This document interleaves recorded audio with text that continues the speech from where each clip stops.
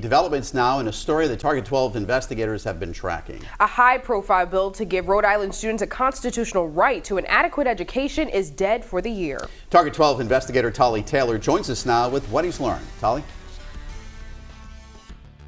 Over a month ago, a group of influential education leaders in Rhode Island wrote to House Speaker Joe Shekarchi urging him to pass this constitutional amendment.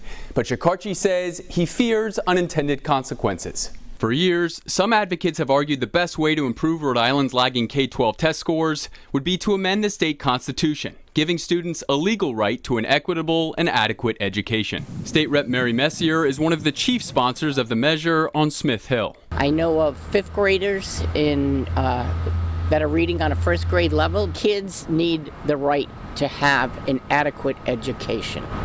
And that's what this bill would do. Massachusetts, along with more than 20 other states, have the right to an adequate education in their constitutions. And the Rhode Island Senate backed the proposal in March. But with the legislative session ending in a few days, Target 12 has learned House Speaker Joe Shekarchi is not on board. The speaker saying in a statement, "I feel strongly that elected members of the legislature and the executive branch should set education funding and policies, not an unelected judge." The passage of the bill could result in the unintended consequence of giving legal standing to out-of-state radical groups to sue the state on educational curriculum. If the bill had become law, it would have allowed students to sue their school districts for unequal funding or for other educational discrepancies. Michael DeBiase, president of the Rhode Island Public Expenditure Council, told lawmakers earlier this year he hadn't previously supported putting the right to an education in the Constitution, but now thinks it's necessary. We have student outcomes that are unacceptably low. He said that while funding levels in districts like Woonsocket and Pawtucket are a major problem, other districts are also struggling. In Cranston and Warwick,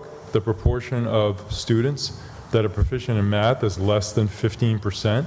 Tim Duffy, executive director of the Rhode Island Association of School Committees, says he disagrees with Shekarchi's argument against the measure. Duffy says no one has sued Massachusetts from out of state since leaders there enacted their education amendment in 1993. With the Target 12 investigators, I'm Tolly Taylor, 12 News.